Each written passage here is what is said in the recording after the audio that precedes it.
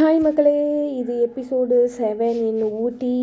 நல்லா இருந்தது. நீங்கள் 6 பார்க்கலன்னா போய் பார்த்துட்டு வாங்க. 6 வீடியோஸ் நம்ம அப்லோட் பண்ணியிருக்கோம்.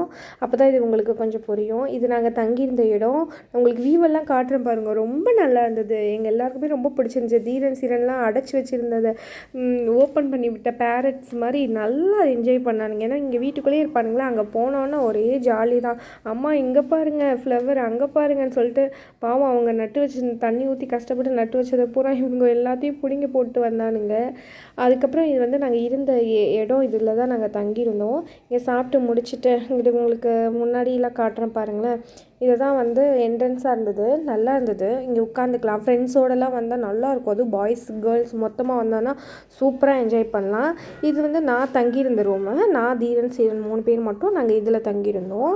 அதாவது இந்த ரூம் குடிக்கையில் சும்மா பளபளன்னு கொடுத்தாங்க. ஆனால் கொடுத்த உடனே குரங்கு கலையில் பூ மாலை மாதிரி நாங்கள் லைட்டாக அந்த ரூம் பிச்சு பிச்சு போட்டோம். கபோர்டு இருந்தது. இந்த மாதிரி கட்டிலெலாம் பார்க்கையில் இதெல்லாம் இருக்கா அந்த மாதிரி தான். நான் ஃபஸ்ட் டைம் இந்த மாதிரி 4 பக்கம் உள்ள கட்டிலில் வந்து தான் இப்போ தான் நான் ஃபஸ்ட் டைம் வந்து இது பண்ணேன். ஏன்னா நம்ம வீட்டில் நார்மல் காட்டு தானே இருக்கும்.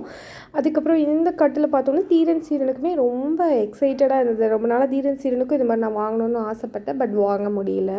ஆனால் இவனுங்க இதை நல்லா என்ஜாய் பண்ணானுங்க. சொன்னாங்க, அம்மா இங்கேருந்தே நம்ம ஸ்கூலுக்கு போகலாம், என் ஸ்கூலை இங்கே மாற்றுங்கன்னு. என்னமோ அவனுங்க கட்டி வச்ச மாதிரி. ஆனால் நல்லா என்ஜாய் பண்ணாங்க.